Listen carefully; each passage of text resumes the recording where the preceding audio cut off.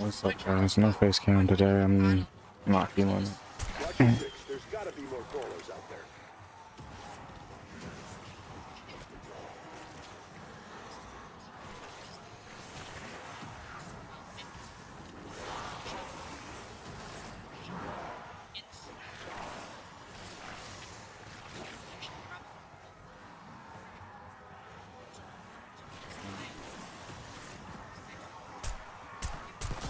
Pretty sure that might cause brain damage.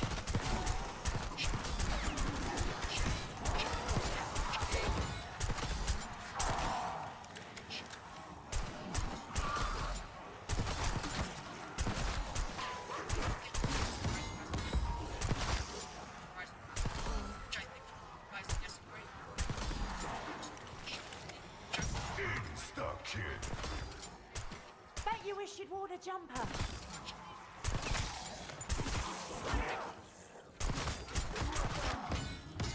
I like Black Ops 4 zombies.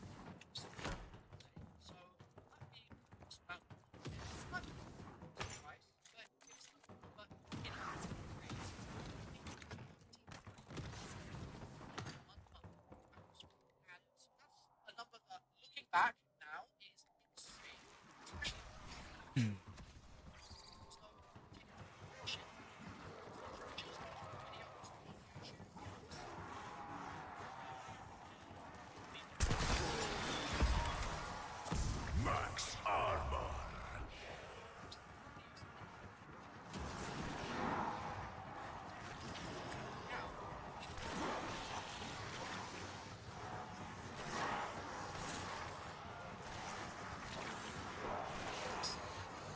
Hmm.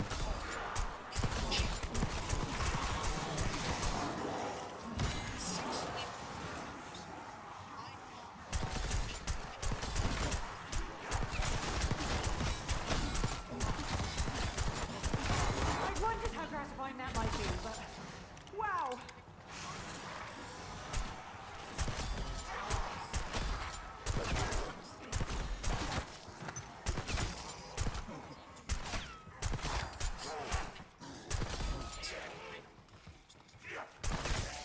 Maybe in the future, scientists can bring you back to life.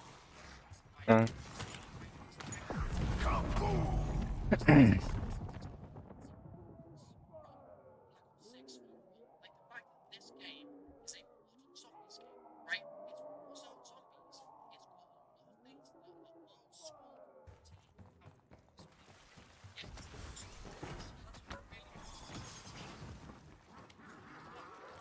No need to bow.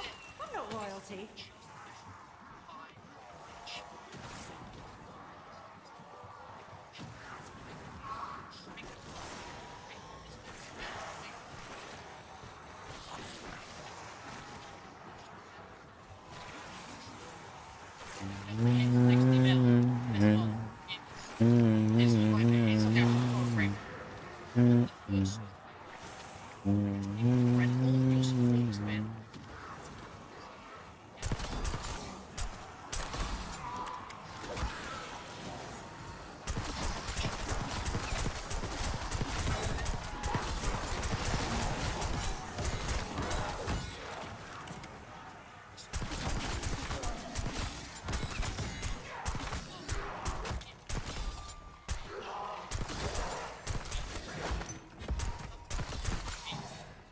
Bonus for double points.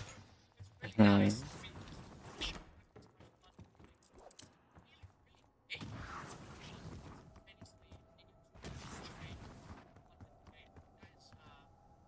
Oh, damn. Nah. That sucks.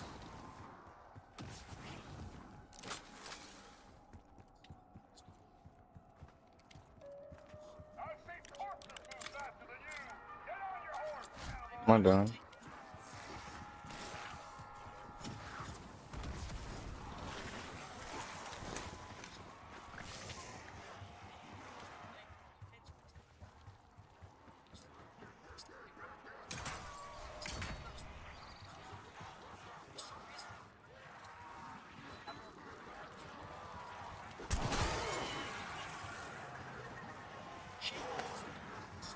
gosh.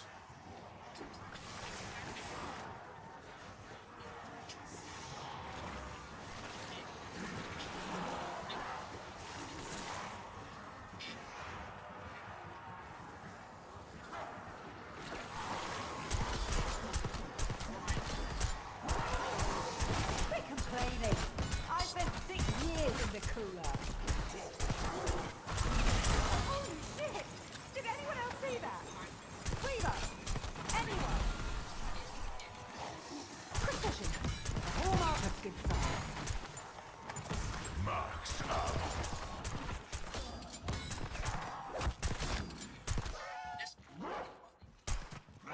Oh my god, please. Oh my god.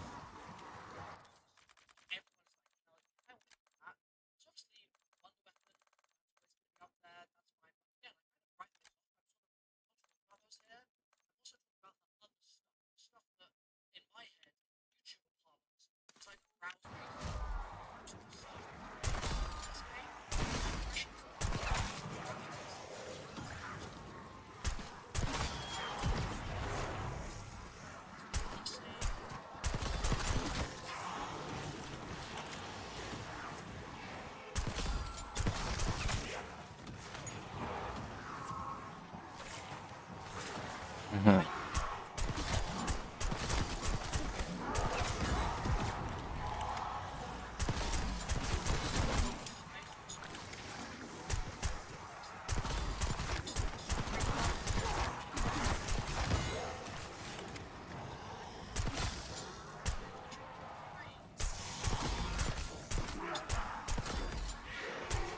I wonder how long before they melt and get all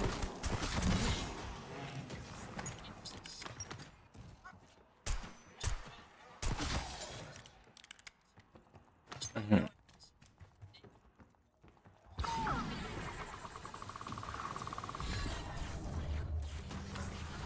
What'd I get? What'd I get? Okay, what's up, boy?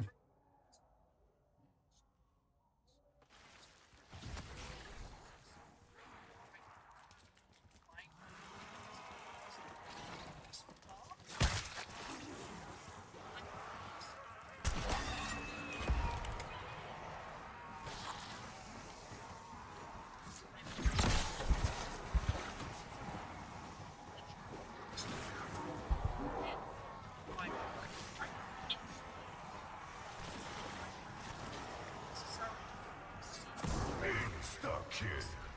Okay, wait.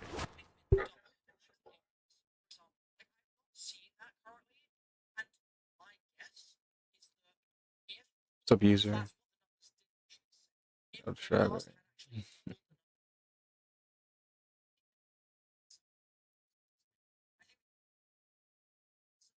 What's up, Brian? What's up, Brian?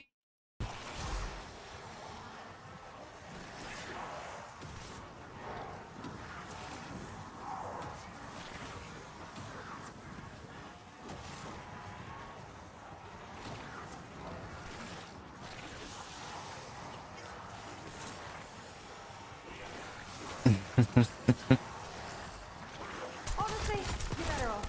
Your face was your worst feature. Goodness me! It's all go round here. You may be ice cold, but I'm cooler than you. Yeah. Bonus points.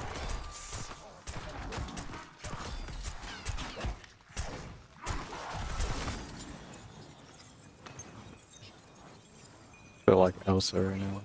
What's up, Trevor?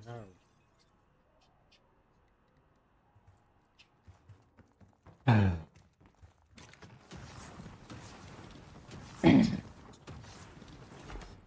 I'm almost at 5,000.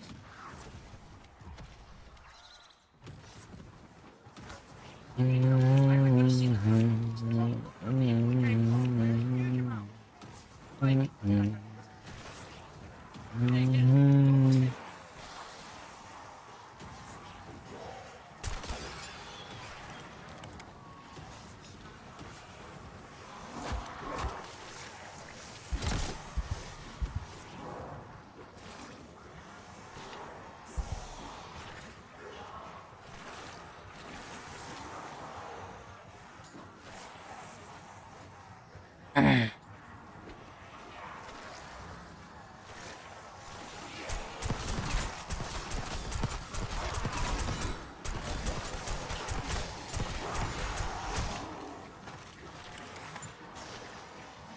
you wish you wore the jumper.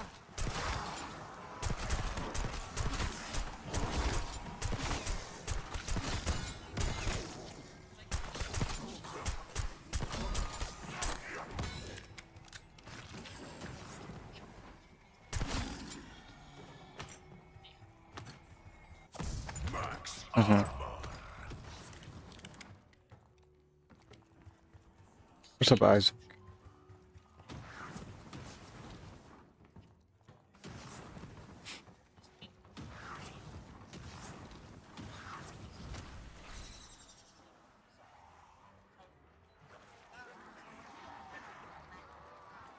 It's safe to say my pacifist days are over.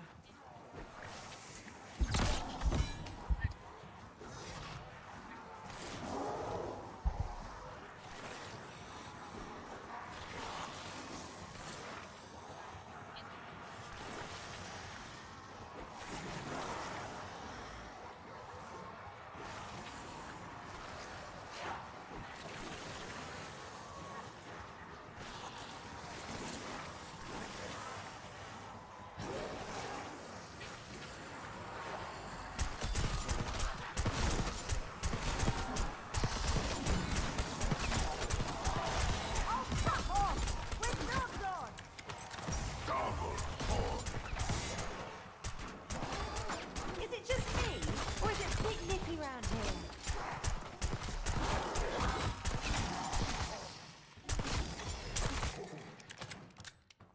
Okay. Oh my god, I just need one more. Oh, that needs to go. Wait.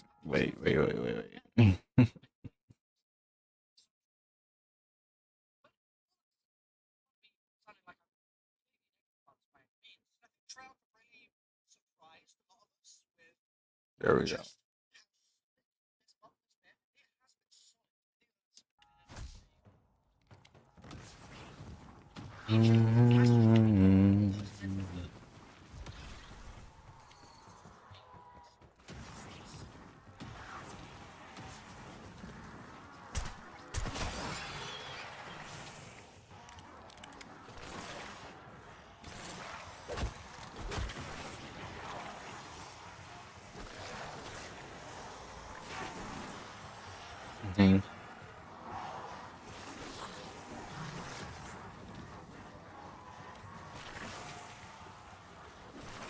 No, wait, did GTA have third on that?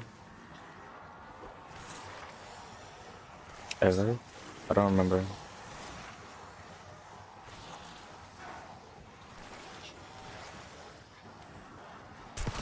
Consider that a critical observation.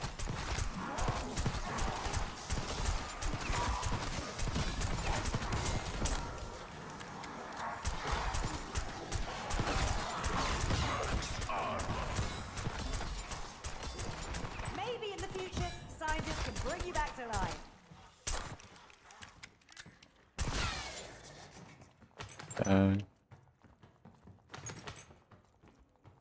Alright.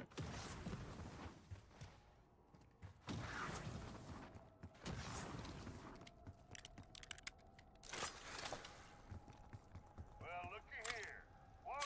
Welcome to Yas. Yas. Yas.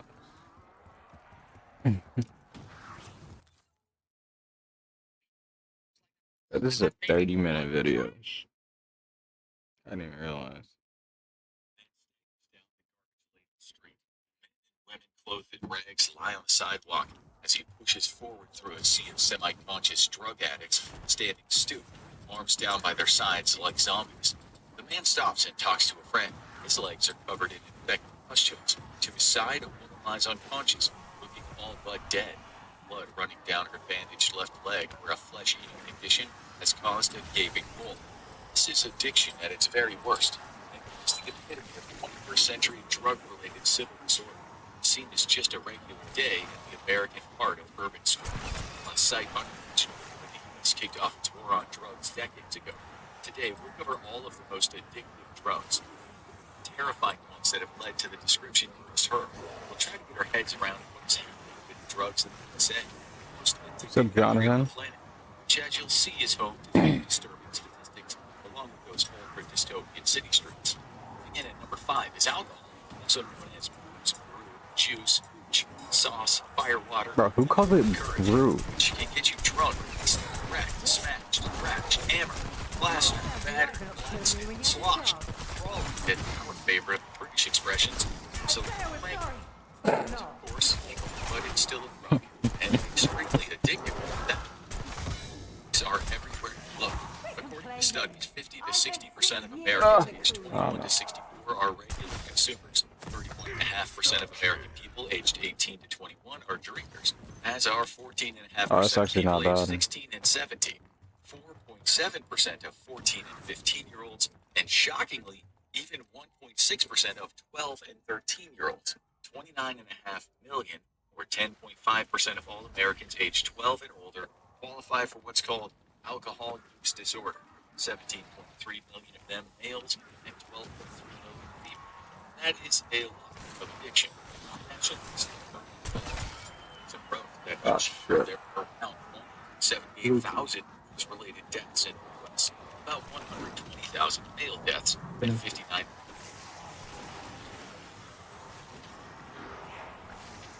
because of alcohol abuse, or about 5.3% of all Crazy. global deaths.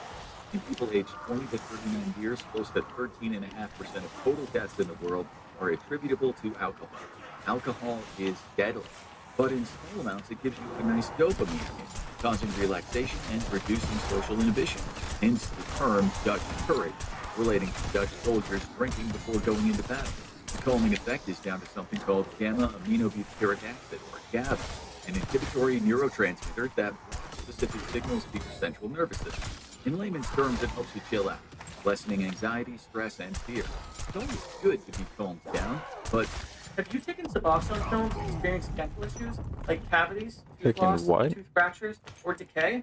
Well, you deserve What's up, Jason? compensation. What's up, Click the link Colby? below Oh to my join the lawsuit. god, bro. I just got like a shot through my eye that went through the back of my brain and it hurts. Jesus. Oh my god. Can this ad go in? booze does a lot more than that in the brain, and the results aren't always positive. It literally makes you stupid. And stupid people do stupid things. It can be seen in just about any city in the world on a Saturday night.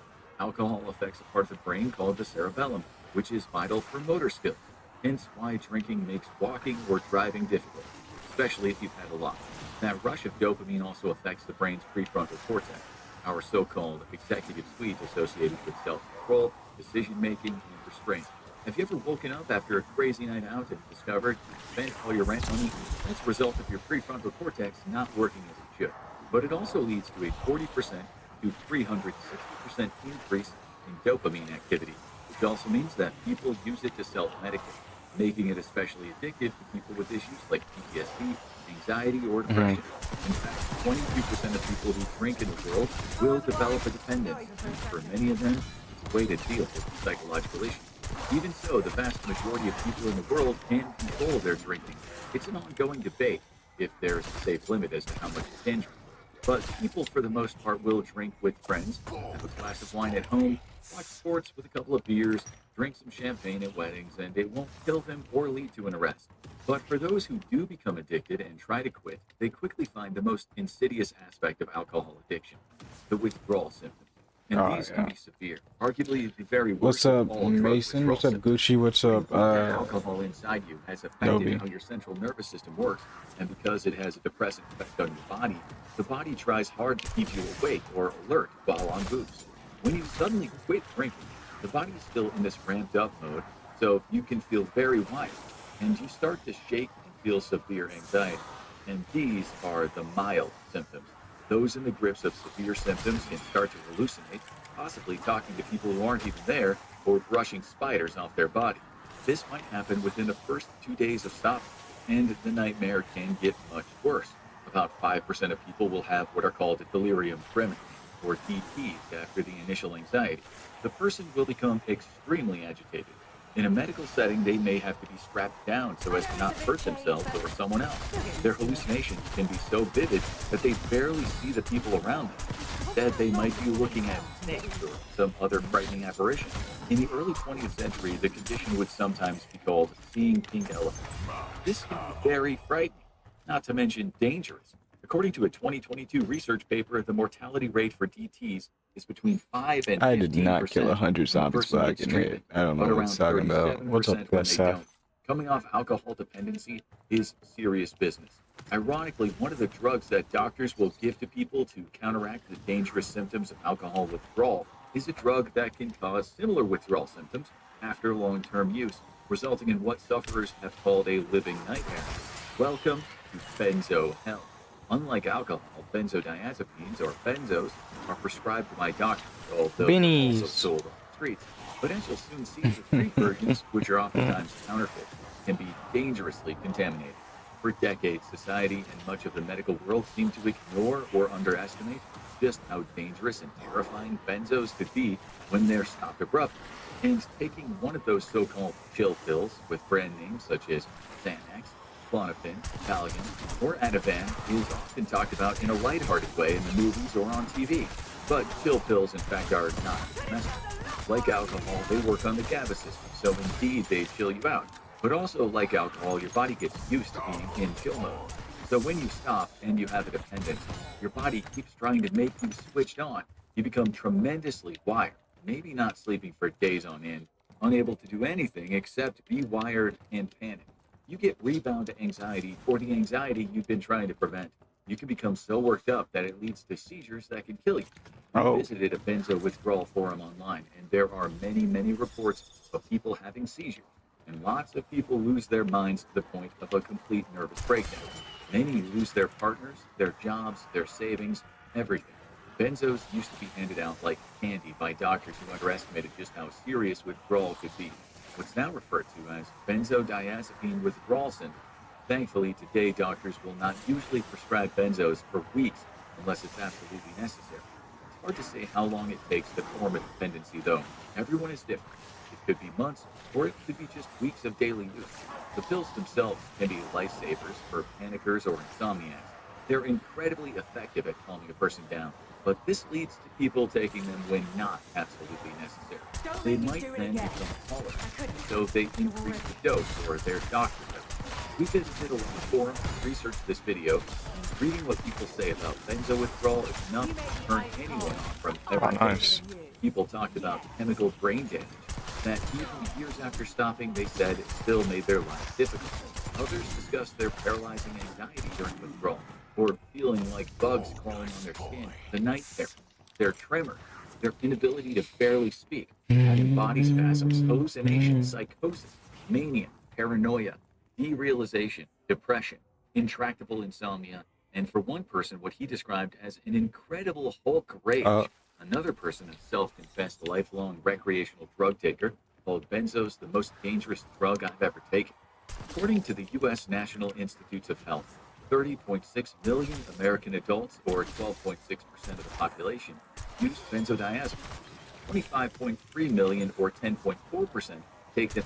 I'm about to reveal the secret of the adult Oh. actors. It's unfair that most men don't know it. If you can't make a lady happy and As prescribed by their physician. 5.3 million, or 2.2%, misuse them. And the highest incident of misuse falls into the 18 to 25 years of age category. In Scotland, according to the BBC, there was so much misuse that it was of a Valium crisis. In 2019, the BBC published a story with the headline, What does it know "Street about Valium medicine, blamed for though? Unprecedented spike in drug death." So-called street blues were selling for pennies, since traffickers were producing so much. Some of them were coming from China, something we'll get to later. In 2023, an Australian newspaper wrote the headline, "Common Anti-Anxiety Meds Turning Australians into Accidental Addicts." Usage in Australia over the last 20 years has shot up, with 1.4 million Australians being prescribed 5.1 Nice. million scripts of these chill pills from 2020 to 2021. The same article said that since these are prescribed by the doctor, people don't see themselves as becoming drug addicts, and that the proportion of accidental overdose deaths due to benzodiazepines has doubled in the past 20 years, up 32.5% in 2021. As with another kind of drug we'll talk about, some of the blame for the benzo crisis lies with doctors and pharmaceutical companies who might endorse the use of benzos when it's not always medically necessary. The benzodiazepine market was worth 2.35 billion US dollars in 2022 and is expected to reach 3.1 billion by 2032. These pills can be a lifesaver, but they can also be a life ruiner.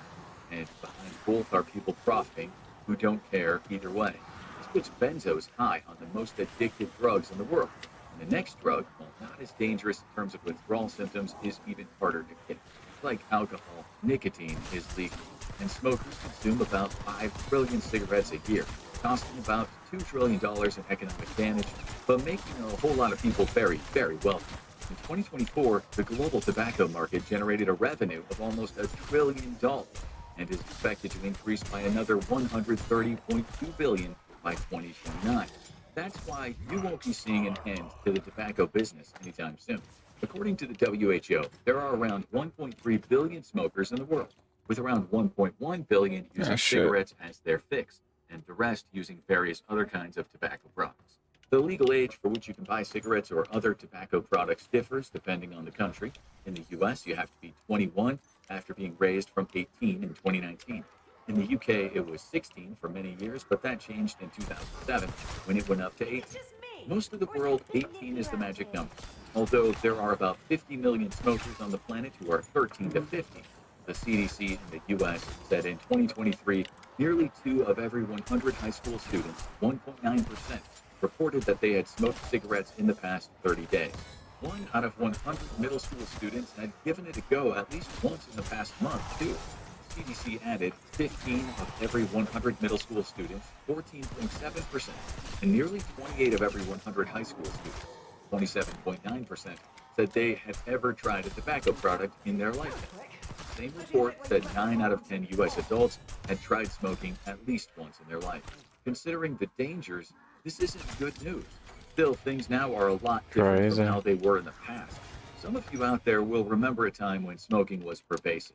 You went to a restaurant, a bar, or a pub, and the place was full of people smoking cigarettes. People smoked at the office. On planes, you went to the smoking part that was divided from the non-smoking part by a curtain. Former cabin staff had said the smoke was sometimes so thick that they couldn't see enough to carry out the in-flight service. And it was even worse in the decades before that. In the 1930s, American Tobacco, the maker of Lucky Strike, used doctors in their ad campaigns to sell their cigarettes. 20,679 physicians say Luckies are less irritating to the throat, said a doctor in one ad. And believe it or not, that was an improvement over time in the past. In 1890, an ad for Dr. Batty's asthma cigarettes said their brand helped sufferers of asthma, hay fever, head colds, diseases of the throat, and bronchial issues. That's like saying lard aids weight loss. The company did at least state that kids under 6 shouldn't smoke. After all, they might stick a lit one in their eye. In the 1930s, 50 to 60% of American men and 5 to 10% of women smoked. The number of male smokers was around the same in the 1940s, although around 20% of women smoked.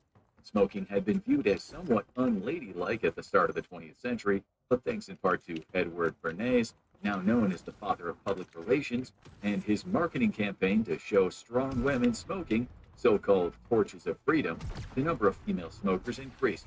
Smoking had attached itself to the growing feminist movement. It was a similar story for men, who were subliminally informed that smoking was a tough guy thing. Eric Lawson, one of the Marlboro men, died at the age of 72 from respiratory failure due to chronic obstructive pulmonary disease. In 1965, about 52% of American men smoked, and 34% of American women were smoking. But at the end of the 60s, the Mad Men-style marketing campaigns were less effective, with all the studies on smoking and cancer. and the decade ended with about 44% of men and 31% of women being smokers. Still, despite all the warnings, by 1987, around 29% of U.S. adults smoked, 32% being men, 27% women. So close to equality. The numbers gradually decreased with bans on smoking and anti-smoking campaigns until we arrived at the adult smoking rate in the U.S. of 14% of men and 11% of women at the start of the 2020s. People know it's bad, but it's still highly addictive, so they keep. The truth is, behind closed doors, the P word became my secret sin at age 10, and On doing it. Truth is, I'm tired of these Every ads. year, around 8 million people die prematurely due to smoking. Researchers say it'll likely kill 1 billion people over the course of the 21st century. While smokers don't seem to be getting high, that doesn't mean it's not addictive. It actually increases dopamine levels in your brain's reward system by about 25 to 40%. If you've ever been to an airport and seen a smoking room, the toxic, coughing human zoos that can be depressing enough to make smokers think twice about their so-called dirty habit, you'll see that people can't seem to go very long without a smoke. Prolonged nicotine use causes craving. While you might not think you get high from lighting up, you do, which is why it's so hard to quit. According to the CDC, in 2015, a massive 68% of American smokers said they wanted to quit. In 2018, 55% said they tried, but only 7.5% said they were successful. Smoking is notoriously easy to start, but very hard to stop. So, is it addictive? Of course it is. People know there's a high chance of it ending their life early, not to mention causing a grocery list of possible health problems, including cancer, heart disease, lung disease, to name just a few. Yet they still do it. Okay, now it's time to talk about the hard hitters, the drugs that can take over your life, chew you up, spit you out, and throw you into a street somewhere in the USA's heart of urban darkness. In the number 2 spot are the stimulants. We're going to focus more on cocaine than on amphetamines and methamphetamines, though neurologically speaking, they both have similar actions, which is to create a dopamine and noradrenaline tsunami in your brain. They both speed up messages in your brain, affecting the sympathetic and central nervous systems, causing arousal, alertness, and giving you energy. They could also result in you talking for 3 nonstop hours about how much you loved your pet hamster when you were in middle school. It's thought there are around 22 million cocaine users around the world right now, with as many as 1.5 million regular users in the US, and experts say we're doing more coke than ever. In the UK, where groups of men and women are often seen bunched in toilet stalls together on a night out, there is coke in the sewage bowl. Scientists said in 2015 that London sewage had the highest cocaine concentrations in the whole of Europe. We kid you not, a marine biologist in Britain in 2024 said there is so much contamination in the sea around Britain that the crabs are on cocaine and the shrimp are on speed, which could affect their behavior and upset the natural ecological system.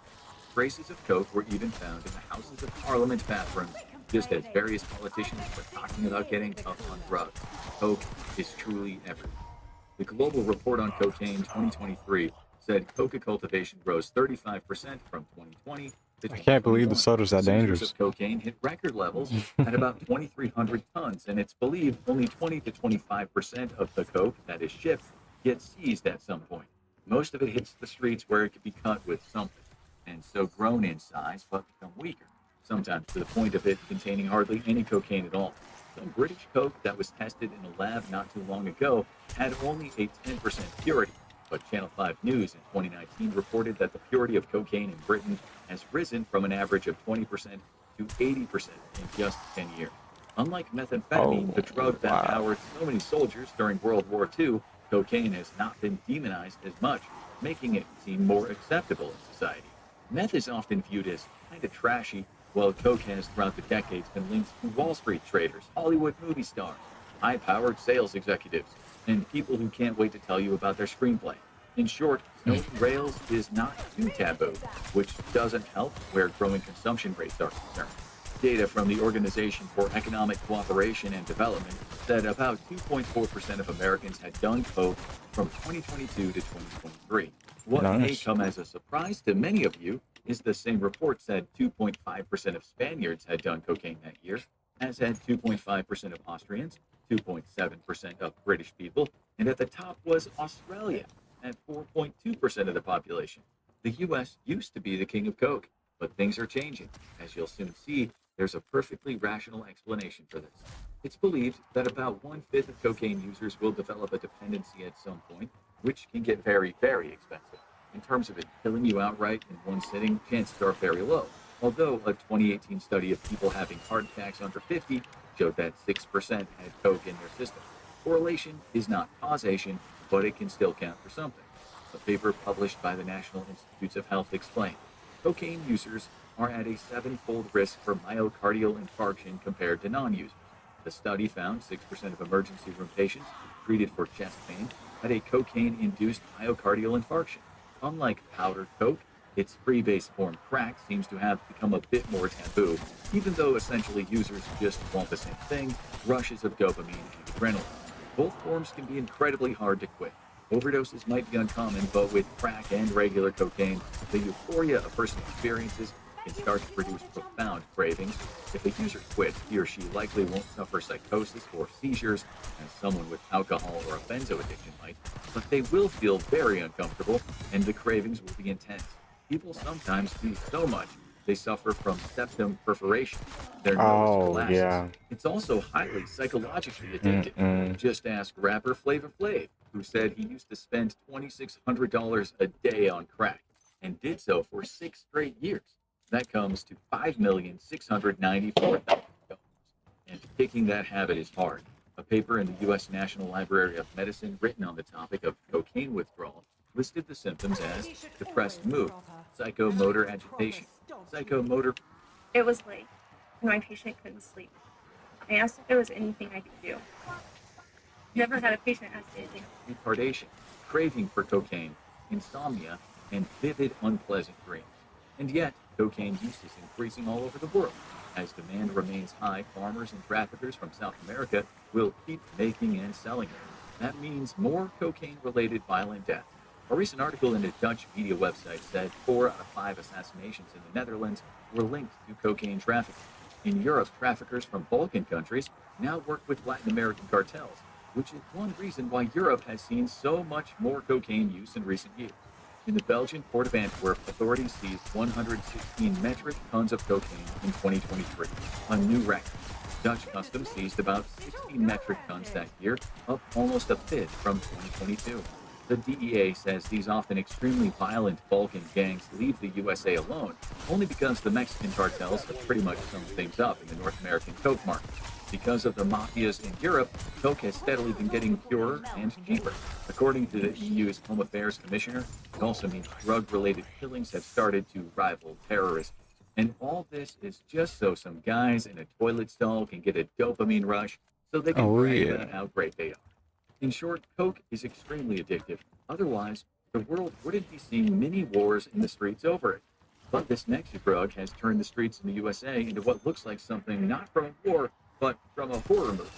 It's my wife and it's my life, sang the band The Velvet Underground in their song Heroin.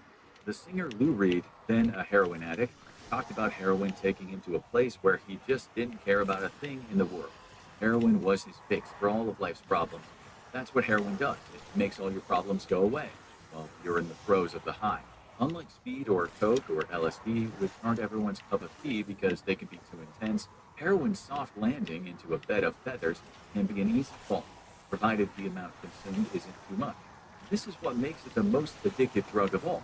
It seemingly cures everything until it destroys everything. Former users often say heroin usually takes back 10 times what it gives. There are no free rides in life, and heroin exemplifies this to the extreme. In 1898, the German company Bayer & Co. introduced heroin to the world's drug market. A pain reliever, a cough suppressant. They said it was a remedy for many of life's common conditions. This seems ridiculous to us now, but you'll see in a few minutes how pharmaceutical firms tried something similar in the 20th century. Since heroin was introduced, it's been the go-to fix for artists, rock bands, and poets. What I and get? often traumatized hordes of the world's meanest streets. For many years, it was Okay. perhaps the most What's up, demonized drug of them all. Sean? What's up, Heroin, unlike John? cocaine, was I often can't say associated that with being because I don't down know and how out. to say it. It tore families apart, and it made people do anything for their fix, even though the withdrawal symptoms are not as bad or as dangerous as benzos and alcohol. One of the major problems with demonizing drugs has always been the fact that not telling the truth about them can lead to younger people not understanding the danger or never believing adults because they were lied to about drugs. Your brain on drugs is not a fried egg. Heroin is supposed to feel good. After all, it ups your dopamine levels by about 200%. You might now be wondering, if both heroin and cocaine lead to the release of dopamine, why are they so different? Most recreational drugs, in fact, release more dopamine than is usually made in the brain, but they don't all produce the same feeling. Heroin converts to morphine in the brain, and it binds very rapidly to opioid receptors. Opioid receptors play a big role in regulating pain. Once activated, they inhibit pain signals in the brain and spinal cord. That's why opioids are used in medical settings. The feeling is usually a surge of warmth, described as a rush.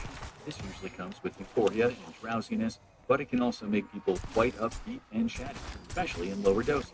The pain it fixes for many people is also emotional pain. Heroin often becomes not a social drug, but something people do in the privacy of their own home or their cardboard boxes or Yo. toilet cubicles at work. In higher doses, people can gouge out and nod off, which looks like them falling asleep while sitting up, perhaps falling forward over their keyboard at work and suddenly jolting back.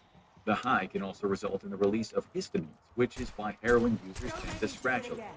To the advanced user, it's pretty obvious who's on heroin. Scratching is a giveaway, as are small pupils, nodding off at work, or sometimes being overly and insincerely friendly or glib. But the use of opiates at lower levels might not seem to have much of an outward effect on the user at all, which is why so many functional addicts hold down jobs and go about their lives normally and remain on the drug for many years, with hardly anyone knowing. You can look very normal on opioids, as is often the case for millions of Americans on prescription opioids. It's when you don't have them or do too much of them that makes people look like the so-called junkies.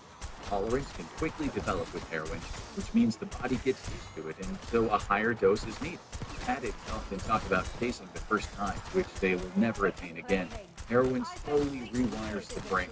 You start to need the heroin because the brain adapts to all that unearned dopamine being produced. Once addicted, they often say they take their heroin just to avoid getting sick. The withdrawal is physically very uncomfortable, but not as dangerous as coming off of booze or benzos. A woman told the Times, "It's like a demon crawling out of you. You'd rather just die and be done with it than go through that." And even if you do get through the 5 or so days of physical withdrawal, 2 or 3 intense days, your brain that got used to the heroin doesn't make as much dopamine anymore, so you can feel incredibly depressed. Dependence like this doesn't happen overnight. Users often have to do it daily for several weeks to form a dependence, although for some Get justice for injuries you suffered. If you experience unexpected stomach illness or eye stroke after use, you may be eligible for compensation. The burden it could create, including medical costs, lost income, and some. Qualify for free.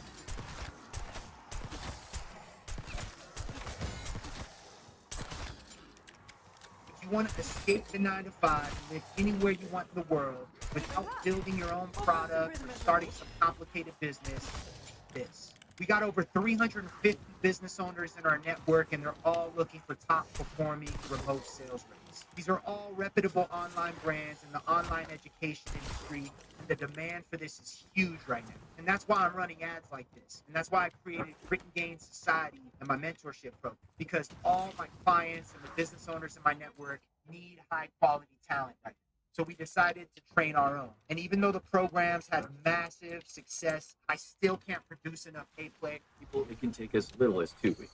One of the biggest problems, evident in the fact that 1,106,900 U.S. residents died from overdoses from 1968 to 2020, is that it's not always easy to control how much of a dose you take. As little as 5 times over a safe dose can kill you. And street heroin can be maybe 10% or 90% yield. You just don't know what you're getting. The vast majority of fatal drug overdoses in the U.S. involve an opiate. In 2023, 295 Americans died every single day due to drugs, and most of those deaths were from opioids. Opioids are central nervous system depressants, so high doses can lead to respiratory depression. In short, you stop breathing and you nod off for eternity. Another major issue is the new synthetic opioid called fentanyl, about 50 times stronger than heroin and much cheaper to make. Just 2 milligrams can be lethal. Carfentanil, also a synthetic, is 100 times stronger than fentanyl. In the USA, 36,359 died from fentanyl overdoses in 2019. Over the next few years, it went up to 56,516, 70,601, and 73,838. Even scarier is the fact that authorities have found cocaine that has been contaminated with fentanyl. Traces have also been discovered in methamphetamine, MDMA, and fake prescription pills. The latter are often brand names such as OxyContin, Percocet, and Xanax, which were previously sometimes overprescribed to the American public by pharmaceutical giants and physicians. Such pills are in high demand, so criminals make counterfeit versions. Fentanyl's led to a new wave of overdose deaths in the U.S. A doctor explains to ABC News, "We think of it like waves, and with the first wave being prescription opioids, the second wave being heroin, the third wave being fentanyl, and this fourth wave is fentanyl with stimulants. Over 650,000 Americans have died in the opioid crisis since it began in the 1990s, and it doesn't look like things are about to improve. The waves are a tsunami of death and misery washing over America. Not helping things is the way pharmaceutical companies cleverly and sometimes insidiously marketed pain pills and put the heroin equivalents in nice boxes, which led to the use of opiates taking off in the USA among regular folks who never dreamed they'd essentially one day become junkies. Purdue Pharma, the maker of OxyContin, is the company that springs to mind, but there are various kinds of so-called heroin pills made by multiple firms.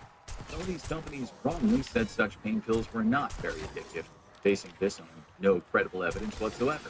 Heroin and other opiates, as it turns out, are highly addictive, but they were being treated like essential oil.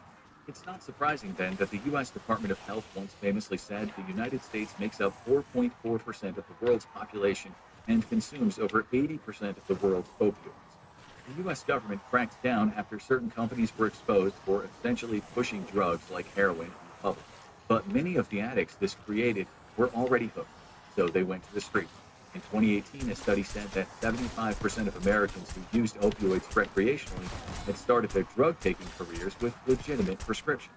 There are stories of elderly people getting hooked on prescriptions, and when told the prescriptions were no longer available, they went out into the mean streets and stored bags of dope from people they never dreamed of meeting. Grannies of suburbia who'd never even smoked weed because they believed taking drugs was immoral and dangerous were now mixing with drug-peddling street gangs. It was eternally embarrassing for them, but heroin was that addictive. As we said, everything heroin gives you, all that warmth and courage and not giving a damn, will usually make you pay back tenfold. It's so addictive that it requires all your energy and time. You can't live without it. You can't travel without it. It becomes your ball and chain. You can become utterly selfish in your devotion to your high. Something you never imagined could exist. You might start constantly to lie. You might even steal. It can take everything you love away. And all the time it becomes less and less effective until you need it just to feel normal. Indeed, heroin is the epitome of the Faustian bargain, the deal with the devil. Abandoned hope, all ye who enter here, should be embossed on the back of every opiate pill and brick of brown tar smack or China white heroin in existence. Once addicted, most recreational users often can't get enough of it. They do desperate things to get it. They don't care of their health. Many inject it, which at some point will likely cause an injury. They often inject stuff mixed with impurities. They shoot up evil combos designed to be stronger and so are much more lethal. Welcome to the American nightmare we mentioned at the beginning of this video. These so-called zombies in the streets are people who've likely taken heroin or fentanyl combined with a drug called xylazine. Xylazine, known on the streets as tranq, is actually for horses, seriously, and other animals too. It's a legitimate veterinary tranquilizer often used as a sedative. A paper in Science Direct explained its primary goal is to calm down animals undergoing medical procedures or testing while minimizing their suffering.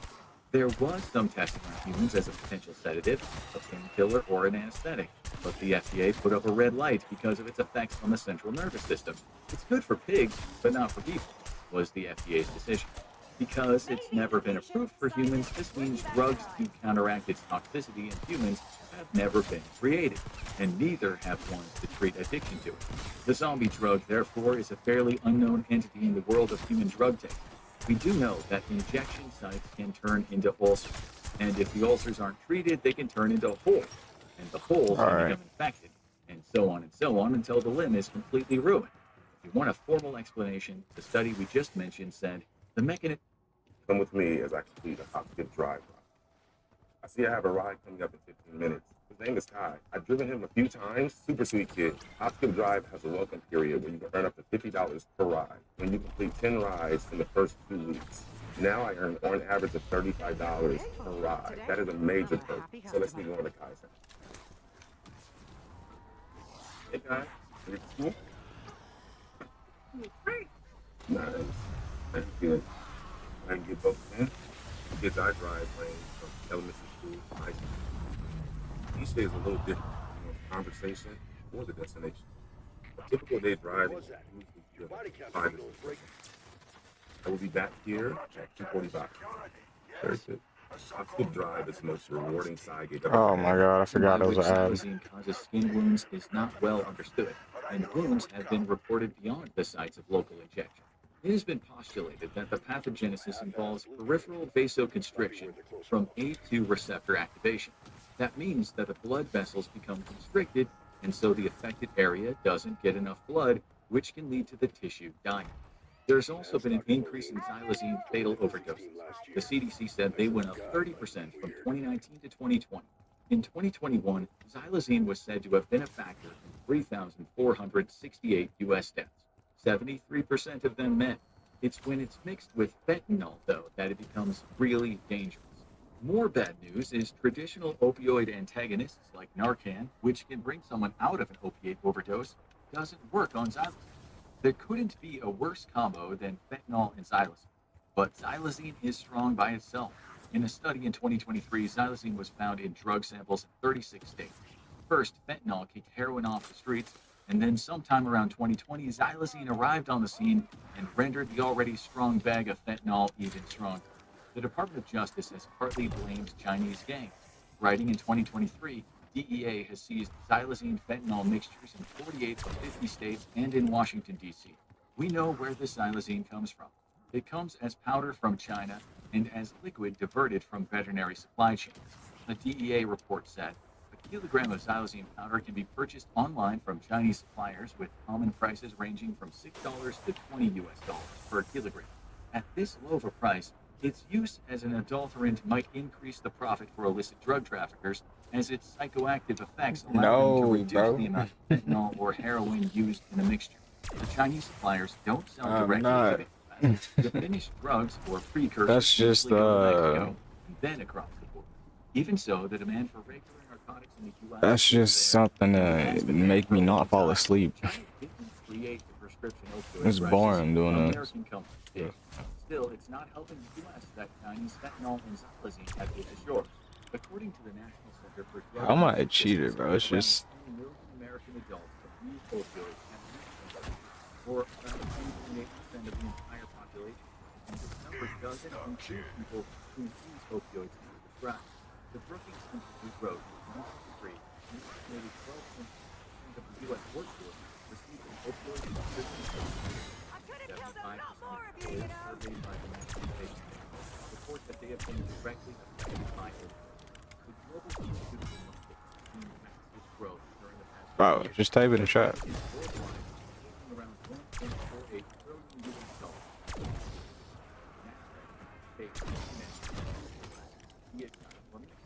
pretending to be the illegal ones that so many addicts here want. Those glitzy marketing campaigns for opioids never been a thing. It's hard to imagine the counterfeit exploitation. Now Thank you. need to watch real reason fentanyl is so deadly, or check out this other video instead. How does my pistol have bombs? It's just like that. Consider using this character for most posts, or even if you like the version right now. My hair has always been straight, but it's like waves, it's straight, partners to talk right? So I took the rose bit, and I black and what side mine is never know what's right.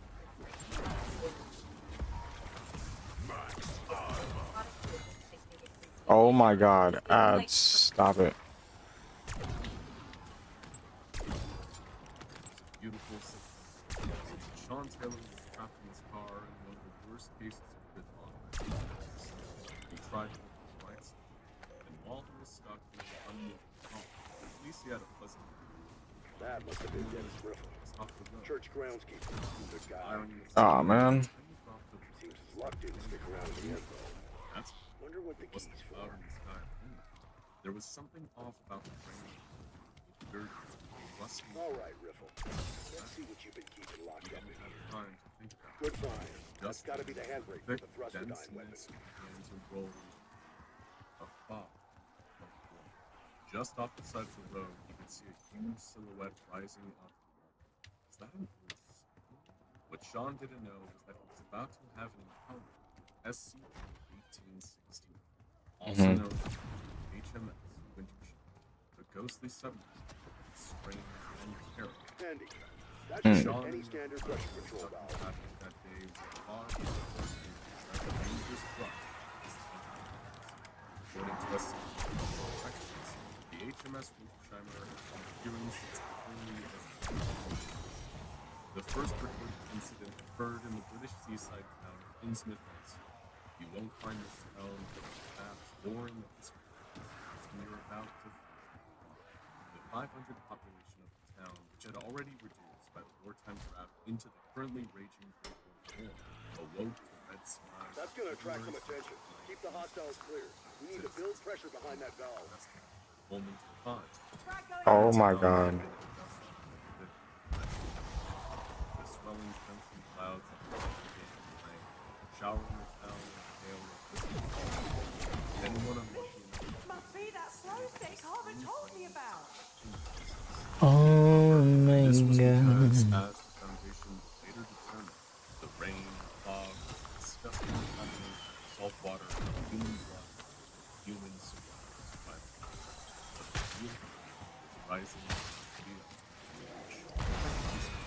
The HMS Wintersheimer vessel was designated SCP-1860.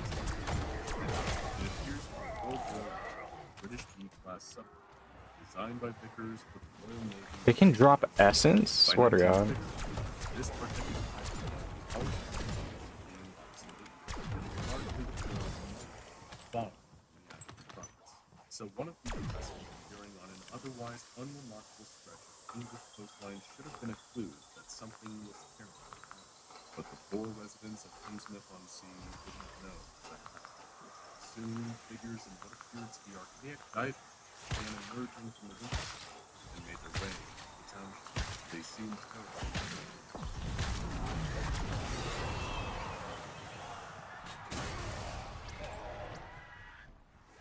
Running up to and frantically screaming at One more me, item crossed off the shop. This please better listen be to worth me. it. Something terrible is about to happen here. We need you to come with us. I worked at Requiem. I am all too familiar with your sword. They've been listening to news of the Great War unfolding across the road for 2 years. They pictured shells falling from the sky, decimating the defenseless land. The Navy must have been brought in to save them before the German bombarded. While some took more convincing than others, the men in diving suits, known as SCP-1861-B, eventually managed to persuade the entire town to join them and lead the townspeople down to the water. One by one, they were all boarded onto the submarine. Hundreds. Many couldn't believe their eyes as they watched scores of people disappear in front of them into the I will dark town literally to rain death, where but on a horizontal Face axis. down. Nice work. Let's have a look inside. Get back now. The vessels were everywhere. The entire population of Innsmouth-on-Sea had disappeared in a rain of fog. The Foundation wiped all records of the town. That's the wiring for the jet considered gun. appropriate and I necessary. think that's everything we need for the jet gun. Let's head back to the motel and slap this thing together. The fate of those aboard the HMS Wintersheimer is always the same. Vanished from the face of the earth.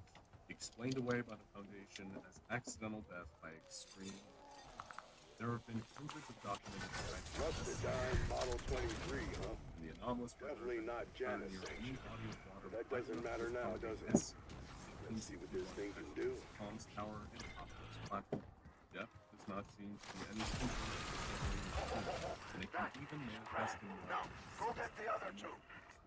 Don't give my As people Sean orders and the other panels. unfortunate victims of the rush hour traffic were being showered with thick red droplets from the sky, a crimson mist rolled from the John heard the so-called Greek weather events rain.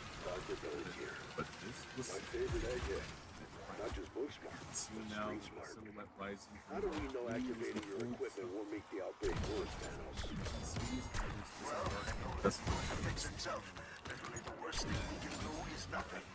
Walked among the cars. He began tapping frantically on the window, and John could tell he was yelling. John was scared. More than anything. Yo, do I not know the challenge? He rolled down the window just a crack to hear what the man said. Do I His not? British accented voice muted by the diving suit, the man frantically told him, "Sir, please listen to me. I'm Lieutenant Samuel Ramsey of the HMS Wintershine. We're evacuating the area. Please, go to Isn't that the ship? What was a British submarine? You're clear to proceed, Alpha. Blew his wings. John pretty see the men in harbor suits leading people. I'm worried cars about out the director. I saw him when we started, and his comms went dark. Lieutenant Ramsey was still standing in the path. Doesn't mean You won't comply with my orders. I'm within my rights to take you by force to your own ship. John, Who are you talking to? didn't know. It's just a rhetorical question, that's all. He was just about to open So, the door. what exactly does that Half on thing the do? passenger side. LTG, limited transdimensional gateway. I'm dumb. Cars drive and get around the middle. John Seriously, the LTG summons high-value targets so we can steal their life energy. drove around the traffic. My colleagues managed to fill one ether canister before they John was stopped by soldiers and ran out of luck. You'll need to fill 2 more. The vanishing in the bow. Keep them off the device.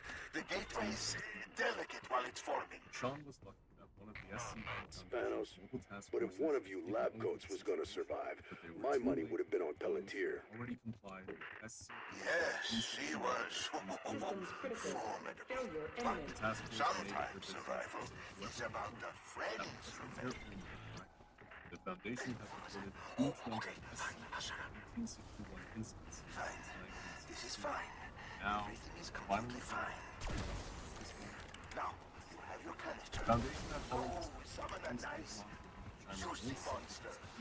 once on board the submarine, they're forced into a diving suit of their own, which transforms them into new instances of SC-1861. Upon realizing Foundation sites combines them into 6 months before the space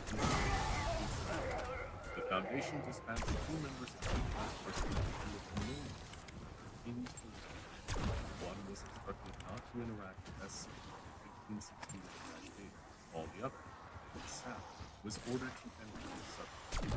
His mission was to report back all findings to Foundation researcher Dr. Punch during the next The D-class who remained on shore was brought in once more by the Mobile Task Force during the September event when Sean witnessed. They checked each diving suit anomaly until they heard a familiar voice, muffled by the map.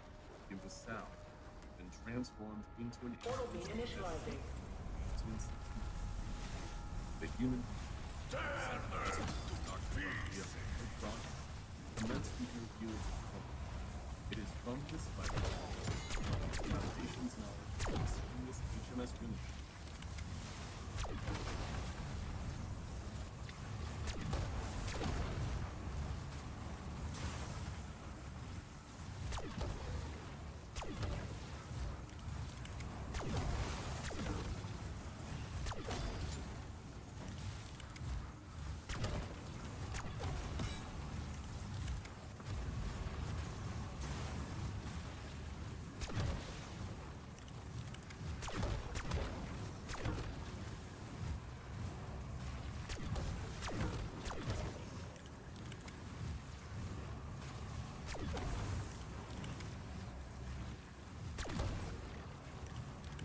Portal stabilizing.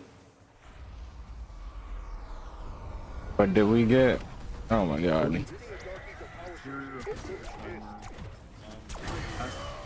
a spatial anomaly. I'm not royalty. This explains how vast number of people, higher population of Innsmouth on sea, disappeared into the submarine.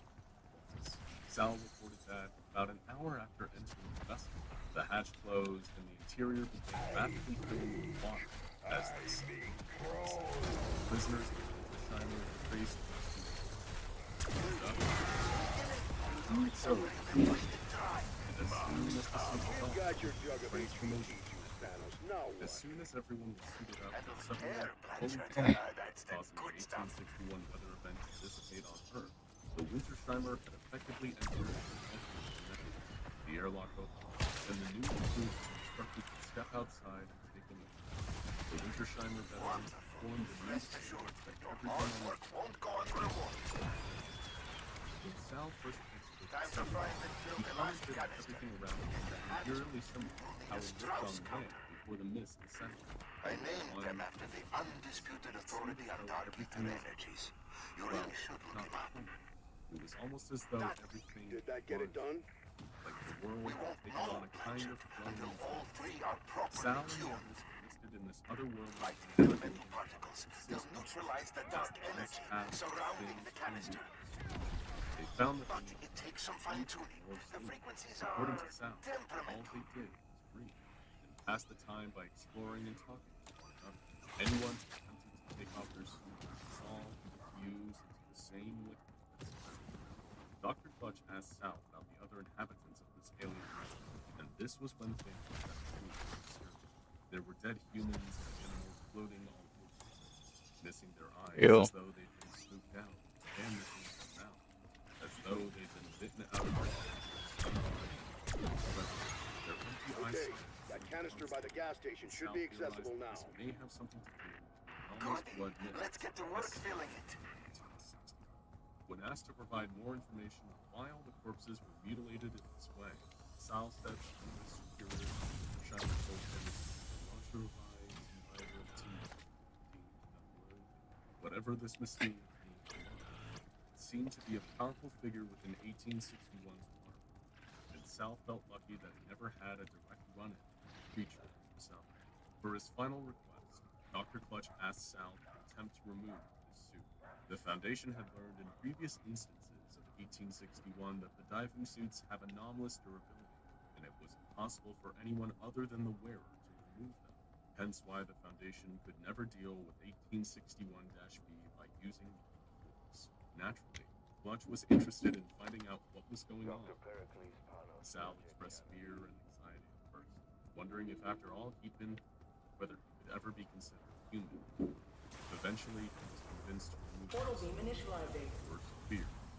First, the second Sal removed his helmet, gallons of seawater poured out,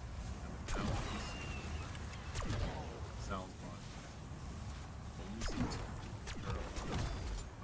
The eyes were later found to be belonging to a young girl, and the teeth were identified as having come from and so the dark mystery of the extraterrestrial creature. Because of the unpredictable nature of the appearance of the end of the continuum, the Wintersheimer and its current investigation. The only containment receipts are currently employed by the SCP.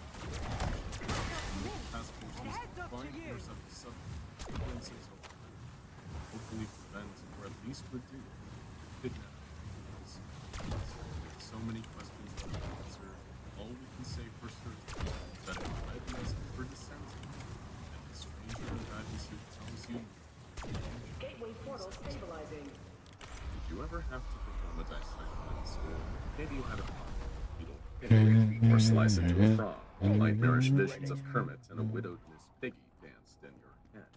Though it's rarely a pleasant experience, unless your tastes are on the morbid side. Most biology teachers would agree that the best way to learn how something works is to take it apart. As this case was, hold a frog that are set as pieces that make look at the individual parts what it without ever having to have a smell, shake hands with the blood Get back to my location. like most of the seemingly impossible things in our world. The energy in that canister won't last long. Bring it back here, quick. The SCP Foundation discovered something that allows its users to do just that. In fact, it can handle a lot more than just the world.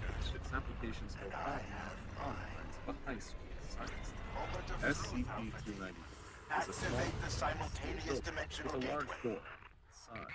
The door has no handle or knob and functions similarly to a garage door. SDG The will door unleash a can be neutralizing by energy wave. means, and the inside of SCP can be accessed if the structure is connected to a suite of Okay. power sources. Once a power source has been connected, the door raises and exposes a room. It is small, about 4 by 2 meters.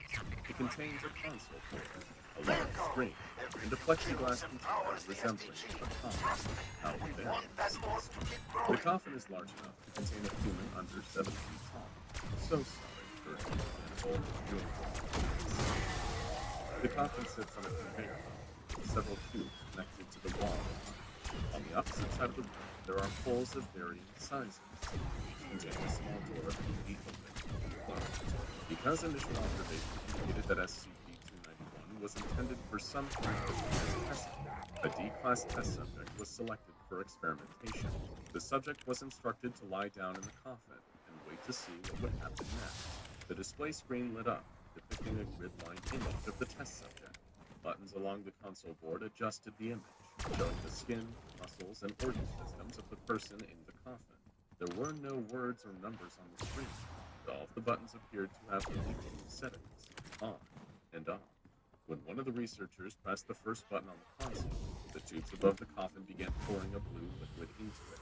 The test subject reacted with confusion, but did not experience any adverse effects. They quickly lost consciousness, indicating that the liquid was some sort of sedative.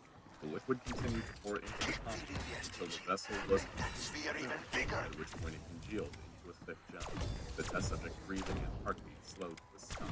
The conveyor belt suddenly breathed a lot. The coffin was carried the test subject inside to a small door that immediately opened. The small room filled with sounds of machinery and motors running. The display screen was taken over by a large rectangle resembling a traditional logo. After 30 minutes, the process was complete, and the back door of the room was opened. When the researcher walked through the back door, they found another room, a conveyor belt, and a row of 24 lockers. Each locker was opened, one at a time, and its contents removed for examination. Inside each, the research team found a different portion of the test subject's body, in a block of some unidentified clear substance. The body was divided into longer, these separate units: brain, lungs, and diaphragm, heart, digestive system, reproductive organs, left eye, right eye, upper left torso and arm, upper right torso and arm, lower left torso and upper leg, lower right torso and upper leg, lower left leg and foot, lower right leg and foot, lower left arm and hand, lower right arm and hand, neck and head, upper skeletal system, lower skeletal system, lymphatic and circulatory system, and skin. Miracle of the human body, boundless in its fascinating complexities. Each block of body parts was placed back in its designated locker, and the second button on the console was pressed. At this point, the doors to the organ locker sealed themselves shut. The sound of the machinery working filled the small space once again. This continued for a duration of approximately 45 minutes. The machinery went silent. A new plexiglass coffin emerged from the room, with the test subject inside. He looked identical to how he had looked at the start of the experiment, with no evidence that he had previously been disassembled. The blue liquid slowly evaporated and continued to test subject. The lead researcher conducted an immediate interview with the reassembled subject, who reported no memory of the process after initial exposure to the liquid. They insisted that the which makes us pretty eager to take it for a spin. A medical examination determined that there were only a few changes to the test subject during the disassembly and reassembly. When they returned to consciousness, the test subject stomach was empty. They were naked, and all of their hair was gone. With this new understanding of SCP-291's anomalous properties, the Foundation decided to continue their experimentation. With each new test, the experiments became more creative, unsurprisingly. Just like you said it would. First, the test subject was placed Angry in at the myself coffin. more than anything. Then, instead of placing the various body parts in their Alpha designated team, how lockers, copy? the vital Somebody organs tell were me what just removed from happened. their storage before reassembling. Any September. station This resulted What in is your the status? feedback. Handle A researcher pressed Hurt the them. third I swear. the fourth hard reset of the No entire interruptions process, for causing this multiple next blocks of body parts to eject via exit hatch. During the next experiment, non-vital organs were removed before the subject's body was reassembled. The appendix and gallbladder were left out. Thank you, my The friends, subject for regained volunteering to consciousness. take my place These here. organs were still gone. Or, in your However, there was parlance, no thank visible you for being damage or scar volunteering. tissue in their place. Now, They were if simply you gone, will excuse as me, if I they have had a never few been there scores in the to first settle. place. So, if body parts Bye-bye, test subject, Dark Ether. would new body parts be added? Would existing body parts be replaced with different ones?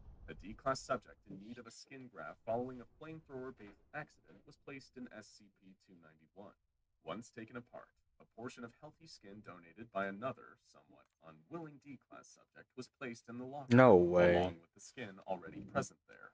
Once the subject was put back together, the healthy skin 50% off everything. 50% off the store. It's Wednesday through Monday.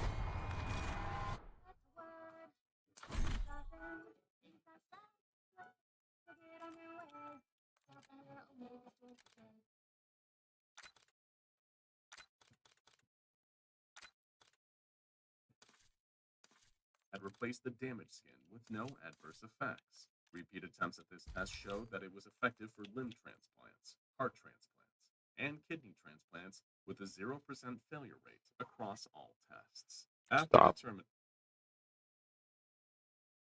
So you're telling me none of the hip fire kills count on this pack?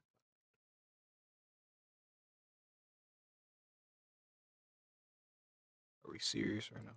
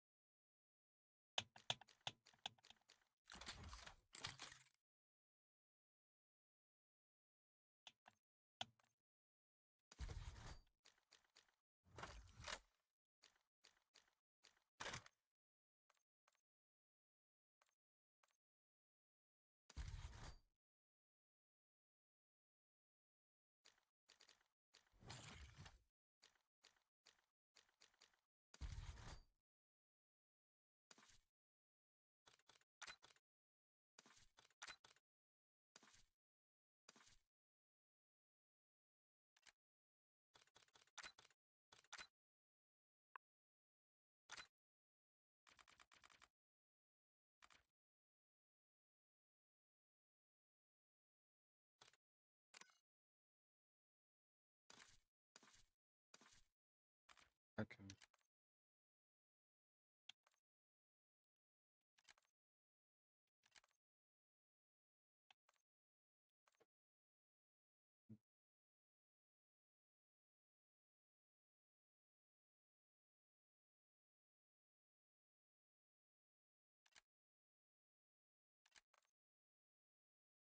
That's so annoying, bro.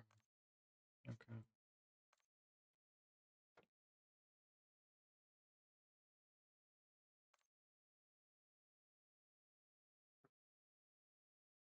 that SCP-291 could be used for an untold amount of good, making organ donations easier and safer than ever, the Foundation naturally had to pivot to something more useless, but interesting and likely horrifying. After all, it's not like they could ever just make anomalous technology available to the public, right? Two D-class subjects, one man and one woman, were disassembled by SCP-291. The brains of the test subjects were swapped, and then they were reassembled. They alone, the subjects had the personalities and memories of the brain placed in their body. In a turn of events previously only seen in blockbuster comedies like Freaky Friday and the live-action Scooby-Doo movie, I need you to look for the survivors, subjects had subdue any swapped threats. bodies. They were subsequently Copy. their request to look at their new bodies naked, having been swiftly denied, and the brains were returned to their rightful bodies. After the experiment was finished, the subjects appeared mostly normal. However, they did complain of disorientation as well as mental and physical discomfort over the next several days. After going through 2 brain transplants a day, though, that's really the least we could expect. After perfecting the practice of swapping body parts, the ghoulish decided to take in an interspecies selection. A variety of test subjects, including cats, dogs, lizards, fish, mice, and, of course, humans, were selected for this next round of experiments. 20 tests were performed using these new subjects. Only 3 of the experiments were successful, transferring body parts from an animal of one species to another animal of a different one. Attempts to swap body parts between mammals and reptiles or fish proved disastrous. When a fish and a human were both disassembled, the fish's gills were placed into human body parts. Neither creature survived the reassembly process. The human awoke, a new set of gills embedded in their neck, and immediately began gasping the oxygen they could not take. Within minutes, they had suffered. The fish's fate was worse. It did not reassemble so much as it became a pile of bruised scales and 2 floating eyeballs. The experimentation with a human and a lizard yielded similar results, turning the lizard into a puddle of organic matter, killing the human test subject after only a few minutes. As disastrous as the failed cross-species tests were, the successful ones were almost as bad. Trial 001 involved a cat and a human. Not wanting to attempt too much at once, the research team opted to just swap out one organ, the left eye. Both subjects survived the transfer and were able to use their new eye. The human subject reported full use of the cat's eye, with improved night vision in addition to trouble seeing color. The cat did not enjoy its new eye nearly as much as the human subject, and had clawed its human eye out of its head by the end of the following week. In Trial 007, a successful brain transfer was performed between an adult human man and an English mastiff. The man in the mastiff's body expressed discomfort with walking on all fours, and asked to be returned to his body as soon as possible. The mastiff in the man's body adjusted to bipedal locomotion in a few hours, but was disassembled after urinating on a researcher's shoes. The final successful trial, and the most unnerving, was Trial 016. A female D-class test subject's reproductive organs were swapped with those of a pregnant Labrador retriever. An ultrasound conducted after the transfer indicated that the Labrador fetuses survived the procedure and could conceivably be carried to term by the human subject. Several members of the research team began to take bets on whether or not she would end up giving birth to puppies, but the transfer was reversed within the day, so we'll never know what exactly would have happened. Perhaps that's for the best. Personally, we hope the Foundation's Ethics Committee gives some of these scientists a very stern talking to about their behavior on this one. When not in use for testing, SCP-291 is to be disconnected from any power sources. At least 2 personnel are positioned outside of its containment at all times, standing guard, and these personnel must be swapped out every week. When it is not connected to any power sources, SCP-291 is considered harmless, so it should still be treated with caution. The main entryway remains closed, locked. There is no available power source, but the door can be opened manually from the inside in the event of an emergency. Any disassembled organisms are stored in the locked room continuously. Labeled with a Sharpie marker in order to keep track of what specimens are stored. Whether this is the same Sharpie that labeled food in the break room fridge is unknown. But just like Dr. Dionilo's it's best to keep items on any person.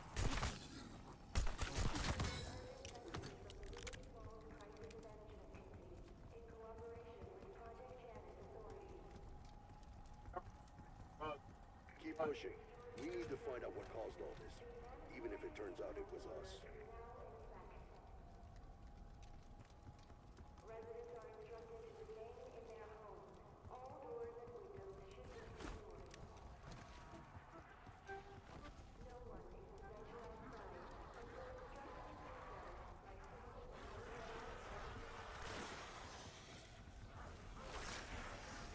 Found to be responsible for missing specimens will be transferred to another project and receive a strong treatment. The Foundation regularly deals with anomalies of a more sinister nature. The most frightening among these, of course, are the ones that stalk and enter the Foundation office. For no clear rhyme or reason, sometimes the Foundation agents is subject to things that seek to trap and utterly consume. Dr. Elizabeth Grant is one such poor soul. Nowadays, mess halls and cubicles, since no one really seems to know what happened to her. One moment she was carrying a stack of files between 2 offices, the next, completely gone. The Foundation's security teams couldn't figure out what happened to her. The CCTV cameras just showed her blinking out of existence, files falling to the floor. The biometric scanner simply returned a dead signal. It seemed that one day, Dr. Grant simply ceased Of course, the Foundation isn't about keeping a secret from others. Perhaps they did.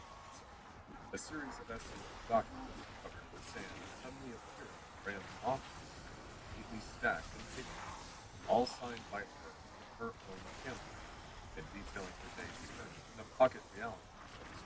It wouldn't be the first time that happened. The infamous red reality Dr. Robert Grant had already said peacefully. I wondered how There was no gratifying that might reason be, to but alarm them further about something they couldn't change. So Dr. Graham's papers were covered up and relegated to long-term storage, where they would likely never be thought of again. But don't you wonder what happened to Dr. Graham? The first thing Dr. Graham felt when she woke up was confusion. She didn't remember falling asleep. In fact, she didn't remember much at all.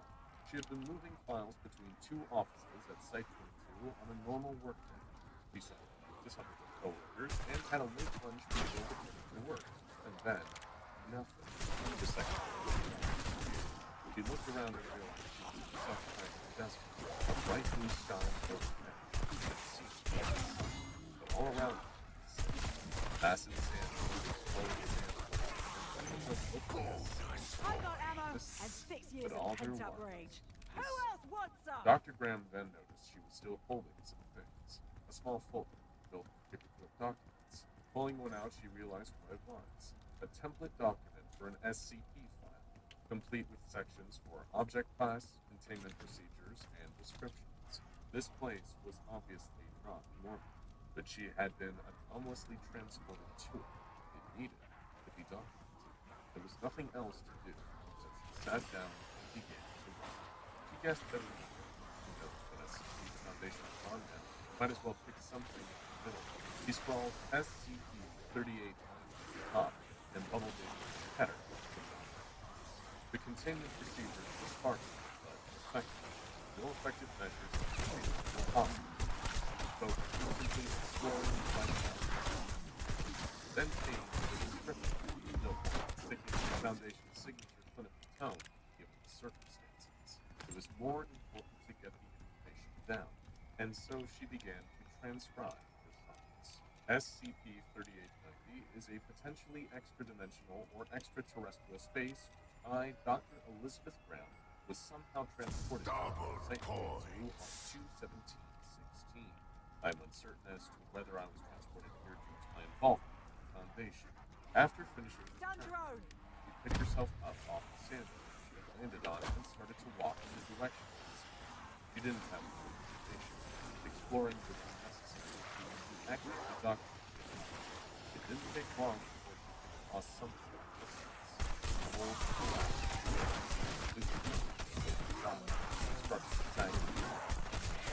and at the columns of the side were Roman buildings. Did anyone else see that? Appearing inside, Cleaver! completely empty. Anyone? Except for more sand.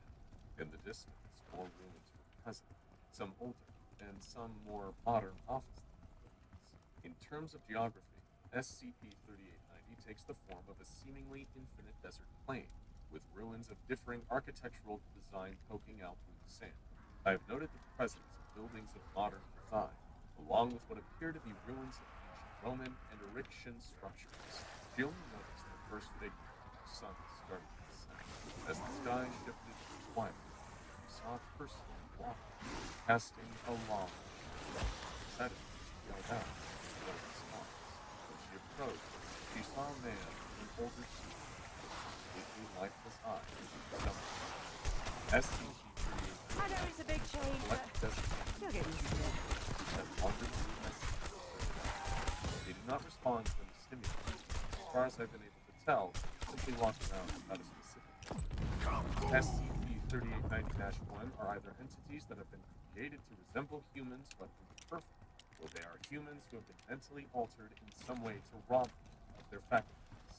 There did seem to be some kind of a day-night cycle, and she didn't feel hungry or thirsty at all, though she did feel sleepy. After her first day in the desert, Dr. Graham settled in one of the collapsed ruins, drifting off to sleep. The second document opened much differently. This appears to be a document for something designated SCP-3890-2. The containment procedures are simply always constantly be on guard for whatever it is. If Dr.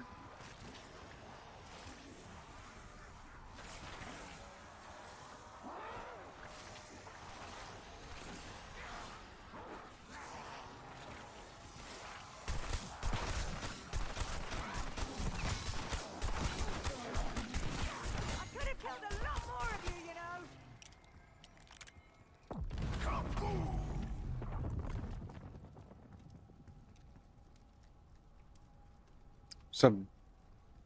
What's up, DTA Gamer? Graham feels something she is approaching is not as it appears. She is to immediately retreat. The description is a little clearer. SCP-3890-2 is a living entity of varying shape and size, which resides in SCP-3890. I am uncertain as to whether SCP-3890-2 originates here. It was transported here at some point in the same years. What I have observed of its behavior, it appears to be some form of predator. SCP-3890-2 Say I was sorry, but I I'm first not. encountered it shortly after writing down the It snuck up behind me while I was resting and got me while I wasn't looking. I was knocked unconscious by its attack and woke up several hours later during the night. It had attacked me several times since that first encounter, with several hours between each attack. She was caught off guard by it last night.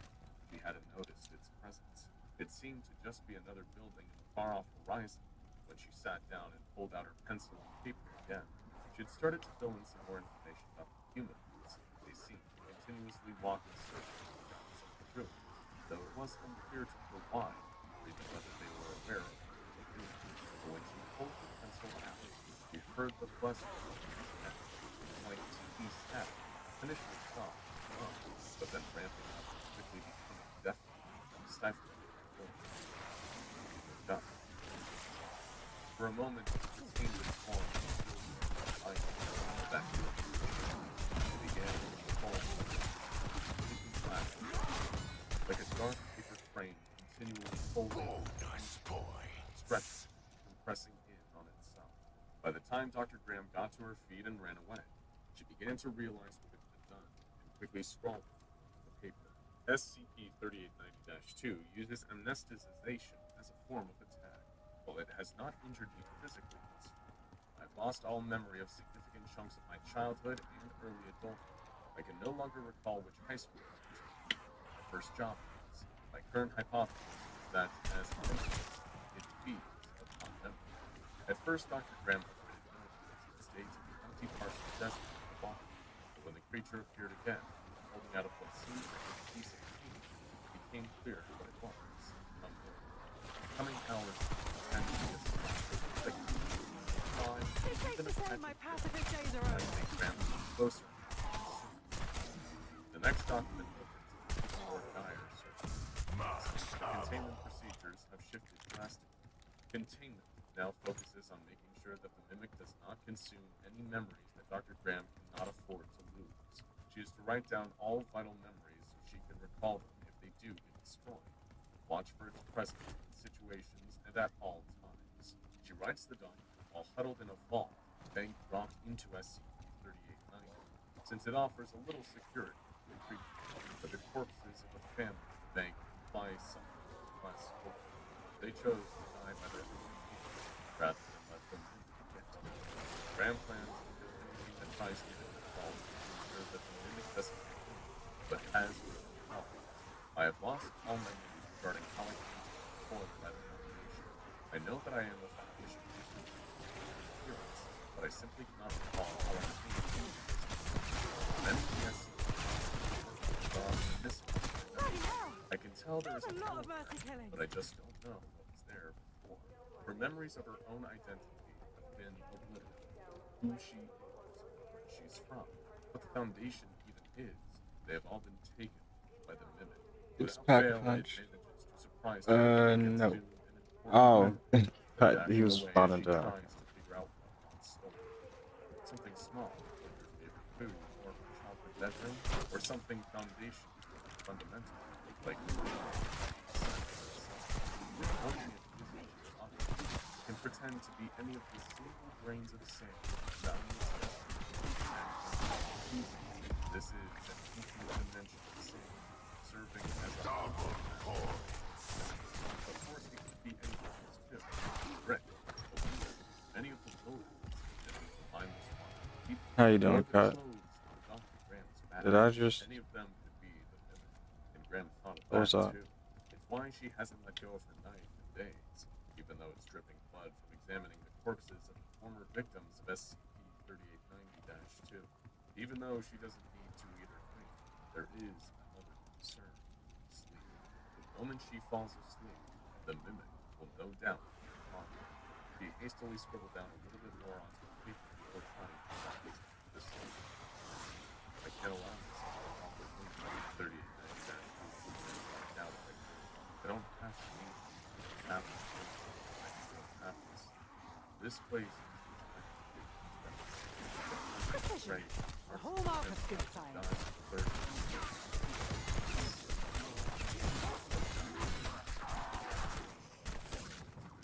Can't forget that now. This page is my memory. The next word she writes on that paper shows something ominous. She can hear crying outside of her makeshift shelter. The next document, things have changed. Someone named Tony is mentioned in the containment procedures. Someone Graham trusts to take watch while she sleeps and watches from the window. The descriptions explain. Tony is a child, only 10 years old, who fell into this What? dimension. No. The same Graham. No. Walking But you know it's not the mimic.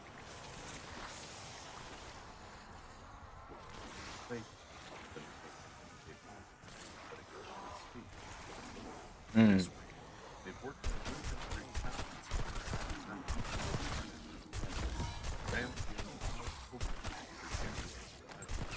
I'd wondered how gratifying that might be, but not for their long. wow! But she's still worried about other things. If people don't starve or thirst to death in SCP-3890, do they age? How long have the mindless humanoids been wandering around? How long has she been? Though she reminds herself of her training, she also faces the fact that she might have been exclusively picked for a past reason. I have this memory from my childhood, everything around me, but it's sort of floating free, devoid of confidence. I'm visiting a woman in the hospital. I think it's a woman she found, but relevant, another again. And she doesn't know.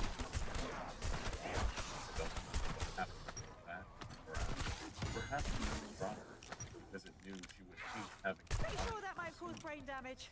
But that would mean it wasn't just intelligent, that it was sadistic and cruel. She noted down she'd asked Tony if he had a similar experience. They'd be a little closer to working it out. The document is hopeful. Dr. Graham now has something to believe in. The next document is a complete mess. Scribblings and scrawlings on margins, and the text doesn't even begin to make any kind of sense. It's all word. The raven is something gone utterly insane. She mentions herself, her own name repeatedly and constantly, but in between are mentions of Tony, Foundation, Mimic, and everything in between. Dr. Graham has gone to grip on the idea that whatever wrote this wasn't his Dr. Elizabeth Graham. The document after that is very significant in the still as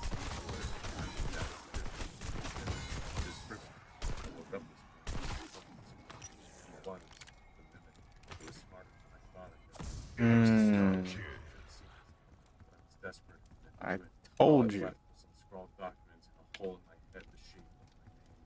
The mimic, disguising itself as a child, had stolen the last thing she had left, her name. All of Graham's precautions were useless, even though her name was written down a dozen times in the last documentation. She could not recall it. In fact, when she reads it, it immediately removes itself from her mind again. Not only has it taken her memory, it has taken her ability to remember. And the documents are left behind as one of her own, an SCP. Though, of course, she doesn't know what the Foundation is. The same document we have seen previously. Goodness me! It's all go round here! She has yet to pin down her thought process, and is waiting until it has her perfectly memorized. Not that she would know, given that she's forgotten how she even came here, or when. But the mimic made a mistake. It took everything from her, even her hope, which has left Dr. Elizabeth Graham a woman with nothing left to lose. She resolves she will not get out of SCP-38. The documents will probably wind back up in Foundation possession for some testing of an unrelated anomaly, but she will be a mindless hospital. She plans to kill them, to cowardly, fearful, stalker creature who only hunts by pretending to be things he knows they can hunt and he still has. The next doctor, the object. Dr. Graham walked down the desert of the bungee jump. The unfolded from a cloud, turning into a massive black origami. They didn't expect her to turn around and flash out. I'm gonna call that a successful shot. Let out a frank. Dr. Graham realized that. So when it lunged again, she drove her knife deeper into it. And she repeated the process until it was a tiny black mite in the sand, and then she crushed it under her heel. It was that easy, that simple. But of course, every time it had come close to her, it had taken another bite out of her mind, just as she took another slash at its form. We opened each other up. I filled its body with holes, and it filled my body. It's not much fun. She curses herself for not having done it earlier. Maybe there was. She can't be bothered. In any case, it makes dying fight from her with the global damage. The straw that broke that. What's left of Dr. Elizabeth Graham following the fight. She scribbles things down on the paper. I realize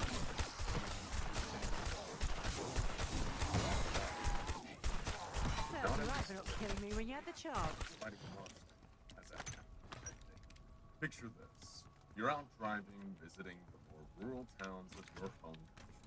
It's been a long trip, hours at a time or sometimes full days spent on the open road, with brief stops taken only for gas and snacks. Every time you hit the next town, you stop for the night, maybe book a day or two at a local hotel to rest. Then you're right back out on the road. It's been a little while since you left the last town, and it's starting to get late. The sun is dipping behind the horizon. Pretty soon. You don't think it's a good idea to keep driving inside of the farm. The one problem is, you don't know the highway you're on already.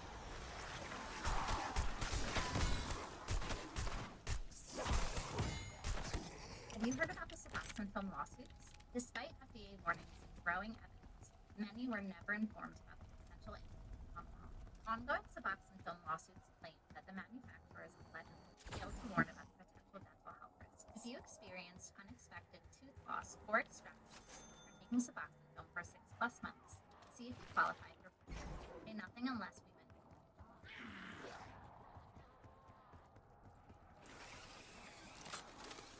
Well, the people at the last town didn't mention there being anywhere else to stay for at least a few more miles. But then you turn on the radio, accidentally tuning into some kind of locally produced tourism. Through the airwaves and the ever-growing evening darkness, you hear, "Welcome to Shelton, a nice rural town with a population who just can't bear to leave. Located just off the freeway, you'll find our town is filled with all sorts of colorful folks who love nothing more than to greet new faces. From the moment you arrive, you'll see firsthand the Chocolate locals' love for art and expression, and we even encourage our young residents to get in on the fun and let their creative flair show. Chocolate, once you're here, you just won't be able to leave. Chocolate, you've never heard of this.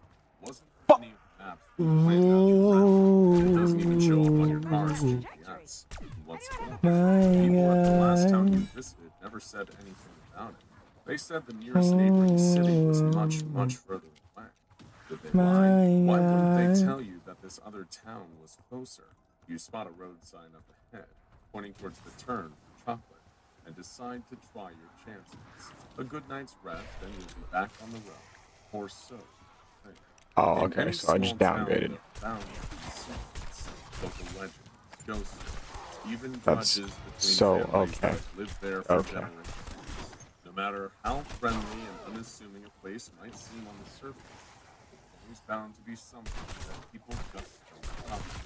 The township of Chocolate, otherwise known as SCP-277, is no exception, hiding a fair few secrets of its own. Although the locals don't know it, they are living their seemingly ordinary lives under constant surveillance. Operatives of the SCP Foundation have been integrated among the townsfolk, embedded within the civilian population to monitor some of the strange happenings going on in this otherwise normal town. So why not take a walk with us through Main Street, down the avenues of chocolate, as we draw your attention to some of the mysteries of SCP-277. The first thing you'll probably notice as you stroll around town are all the chalk lines. They're everywhere. The sidewalks and the outer walls of buildings, scribbled on trash cans and councils. Practically every playground in town has been turned into an urban art installation of these colorful children. Not at all that weird. Perhaps the town encourages its kids to express themselves by having them draw all of the town with chalk, with these images photographed on every street corner and alleyway. They were these apparitions found throughout the area of SCP-277 might look like monsters, but not one of them was created in the way you might expect. Little Timmy didn't spend a few minutes on his hands and knees dragging a lump of chalk over the concrete. Oh no. The drawings found around Chalkland seem to be projected directly from the minds of the town's children. All their thoughts, their wild and unfiltered imaginations, have somehow been plastered all over every surface. The Foundation calls these images instances of SCP-277-1, with almost all of them appearing as figures drawn in outlines, creepers, like part of a crime scene. Luckily, some of these projections take the form of beams, spaceships, anything from the imagination of a child manifesting. The instance of SCP-277-1 doesn't possess any physical form, or any substantial three-dimensional body. Size, shape, and style, and complexity. I was trying to make some teeth, but I really got a bit too far. Additionally, that have the capacity to produce these anyone over the age of pubescence is completely unable to do so. As for how exactly the children of Chalkland create SCP-277 instances, well, most of the time they aren't even aware that they're projecting their thoughts into the form of these anomalous drawings. It is an entirely unconscious and involuntary process. It's hard for the SCP to put an exact number on the number of children in Chalkland, given the sheer size of the town and its population. So, predicting the exact number of active instances of SCP-277-1s at any one time is pretty tricky, if not downright unfeasible. The Foundation agents embedded among the townsfolk have been able to confirm that these drawings or projections are capable of interacting with fellow SCP-277-1 instances, while physical objects can pass through them without causing or sustaining any form of damage. It is due. You give the St. Louis Children's few empower stories of discovery, community, and world-class care. Due to this factor that the children living in SCP-277 can often be seen playing with their chalk projections, and the existence of these living drawings is viewed as a totally normal and everyday occurrence by the adult residents of Chalkland. In fact, you can ask anyone who grew up living in SCP-277, any lifelong local born and raised in Chalkland, and they will tell you that the living chalk projections of the town's children have existed as long as the town itself has. According to the claims, SCP-277-1 instances have been appearing in Chalkland for years and years, dating all the way back to when SCP-277 was first formed. The earliest settlers arrived. However, the Foundation isn't so sure that these claims are 100% accurate. One, they can't even find a single record of SCP-277 existing before the 2000s. Even those living in neighboring towns refuse to believe that Chalkland is a real place that exists. Adding to the mystery surrounding the town of SCP-277 is the fact that all of its inhabitants also own citizens, or at least have no official record of their existence anywhere else. According to tests conducted by the Foundation, the dental, DNA, and fingerprint data of everyone living in SCP-277 don't match any recorded persons on national population databases. And on top of that, none of the Chalkland residents have any memories of living anywhere else other than in this mysterious town, or ever having traveled anywhere outside of it. No vacations, road trips, not even as much as a visit to relatives in the next town over. Naturally, before they implanted over the SCP Foundation's initial attempt to contain SCP-277 was to evacuate the civilian population. The plan was to remove the people from the vicinity of the town, relocate them, and then assess the local area's anomalous properties. What was it about that specific town that caused the chalk projections to manifest? Why were none of the residents' details anywhere on the national databases? And how could a single one of them never have once left the confines of chalk? Evacuated and assessed. That was the goal. But naturally, things weren't as simple in practice. Multiple failed evacuation attempts were made, with some unforeseen incidences causing the operation to go awry. In an attempt to combat this, the SCP Foundation tried to vary the specific details of its evacuation strategy each time, but even then they couldn't get the people out of the town. What was perhaps far stranger was that every time the Foundation attempted a new evacuation, the civilians living in SCP-277 denied having any memories of the earlier failed evacuations. There was so much disbelief in the occurrence of these prior evacuation attempts that it caused the Foundation to question if these attempts even took place. The only record of failed evacuation existing were in their own time.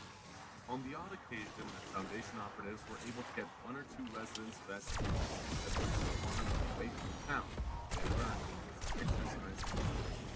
After spending any longer than a few brief minutes outside the borders of Chocolate, the residents would suffer some sort of violent incident. The exact nature of what would happen to them has been redacted. However, we know for a fact that they weren't killed just by leaving the town. Shortly after, these evacuated civilians would be found back within SCP-277, with no memory of ever having left the town. But what was causing all of these attempted evacuations to fail? What exactly was preventing the townsfolk from leaving? Well, the answers to these questions may be found in the unique instance of SCP-277-1, which are far more actively hostile versions of the chalk drawings that were collectively given the designation SCP-277-1-R. These instances first came about sometime before the Foundation started attempting to evacuate Chocolate. One of their agents, undercover within the town and monitoring the homeless activity, spotted a seemingly standard SCP-277 projectile in the shape of a rabbit. It wasn't a drawing that was being noticed previously, so it wasn't present in any report coming out of that. I wasn't worried. There it Not even for a second. the local library. None of the town's children admitted to being responsible for casting this new projection. Unusual, but not uncommon. After all, they are kids. Think about it. We're sure that as a kid you might have done something that you didn't fess up to when a grown-up asked you. Granted, you probably never cast a psychic projection onto a library.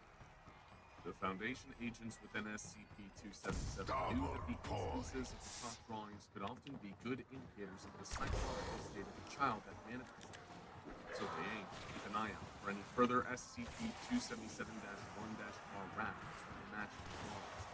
It turns out the agents found more long sightings of SCP-277-1-R instances of triple frequency since that first one appeared.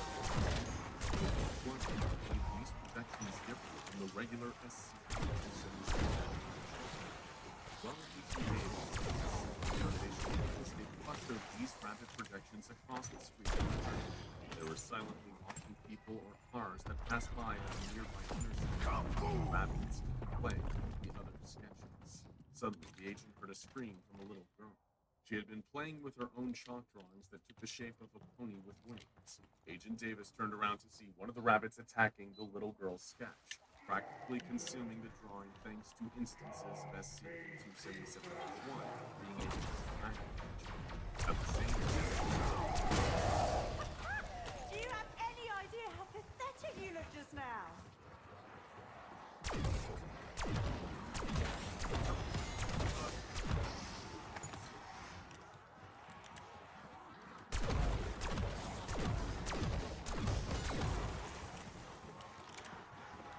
the attack seemed to cause the little girl to suffer some form of seizure. All around, the rest of the rabbits were doing the same, seeking out other chalk drawings and devouring them, tearing them apart, causing the children that created their own SCP-277-1 to suffer the same seizure. Ultimately, any child who had their projection attacked by a rabbit collapsed soon after and slipped into a coma, with attempts to awaken them proving unsuccessful. 3 months later, all of the rabbit drawings seemed to have vanished. with no clue if they had come from a child or were created from the town of SCP-277 itself. The local civilians gave mixed responses to the mask. Alright, one more round and I'm gonna go check on the challenge. Meanwhile, other townsfolk simply stated that this sort of thing happened to human beings. SCP Foundation staff noticed that the residents of SCP-277 seemed to smile too wide when they explained this, as if their town was fairy tale, and that the massacre was just a part of it. Still, if you're thinking of stopping the child, or the hundreds of thousands Must be that blue thing Harvard told me about. Earth, Bonus points. in the hope that one day our dearly departed might get to enjoy something of eternal. But eternal life might be less appealing than it sounds. Perhaps there's a reason that humans bury their dead, maybe so that the dead stay buried, and they do, at least. Accessible only via a cargo and not marked on any official Foundation blueprints. Beneath the northwest corner of Overwatch Command lies SCP-5555. This SCP isn't a creature or carnivorous monster. It's not a gateway to another dimension or an entity with the power to rewrite the very fabric of the galaxy itself. No, SCP-5555 is a mass grave filled with corpses, a pit of unknown origin and indeterminable depth. Each body exhumed from within SCP-5555 shows various anomalous traits. These bodies can be removed from the mass grave without any incident, but given the incalculable depth of this vast, corpse-filled pit, continued excavation of SCP-5555 would likely only reveal further bodies and fewer answers as to how they came to be buried beneath the Foundation's Overwatch Command. The bodies recovered during the initial excavation of SCP-5555 vary in their physical attributes, as well as their causes of death, when one can even be determined. One body appears to be a man whose age and ethnicity are both unclear, as is how he died, but his body is perfectly preserved, showing no sign of decomposition. Another of the corpses has its head covered with a burlap sack and a noose tightened around its neck. When these are removed, they reveal an identical noose and sack underneath. When those are removed, they reveal another, and on and on and on. The cause of death in this instance is at least apparent: strangulation, suggesting that the deceased was intended to suffer before their death. Some of the other bodies removed from the pit include one belonging to a middle-aged Aleutic woman whose entire skeleton is formed of ice that doesn't melt under increased temperatures, while a different body is a human male with 80% of its organs surgically replaced with artificial ones, driven by gears and mechanisms that continue to tick away long after death. An adolescent female with dark blue skin has two separate hands grasping its throat, while a Caucasian woman was found with both her eyes gouged out. Perhaps most curious of all is the coffin, crafted from black stone that cannot be opened. All attempts to open it have been resisted by some form of internal force keeping the coffin shut. While it's unable to be opened, it is believed to contain a human inside, a coffin with a person inside of it. Those familiar with the objects contained by the Foundation may make a connection to SCP-076 Able, a humanoid entity also contained inside a coffin. A curious connection, too, as you'll come to see when dealing with SCP-5555, the appearance of many familiar faces may be more than just vague connections. None of these corpses, or their various anomalous properties, answer any of the pressing questions about SCP-5555's exact nature and origin. In fact, the bodies found within the grave only raise new questions about this seemingly bottomless pit that the Foundation was either built over or knowingly hides beneath its lowest depths. The truth behind SCP-5555 is shrouded in mystery. Unanswered questions piled on top of each other like the bodies in the mass grave itself. A pile that stacks all the way up to the highest levels of the Foundation's own administration. In actuality, the bodies buried in SCP 5555 are part of a vast and insidious game played by the heads of a number of GOIs, or entities, as well as the SCP Foundation's very own administrator. But how do the corpses of these anomalous beings factor into the aforementioned game? And what is the ultimate outcome? Examining the file describing SCP-5555, albeit with adequate O5 security clearance, answers some of these burning.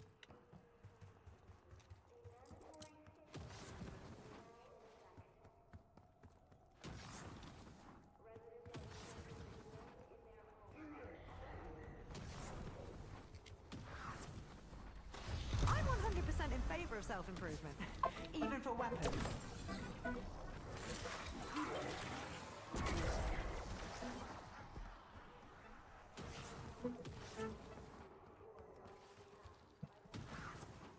Questions about the mystery of play. Dr. Everett Mann, the current O5-1, was the first to uncover the existence of SCP-5555 and the corpses contained within it. Mann created a series of notes detailing his findings, intended for his successor. In these, Mann claimed that the administrator, one Francis Fritz Williams, the only figure with authority above that of the O5 Council, blackballed, meaning Fritz Williams had voted against allowing Dr. Mann to remain a member of the SCP Foundation. Everett Mann had believed the administrator to be his friend, so naturally, it came as a surprise when Fritz framed him for an elaborate plot to eliminate Mann's fellow Overseer Council members. Based on the information from his own O5-1 predecessor, Mann believed whoever took up the role after he was voted out would have to take up the role of killing Fritz for the good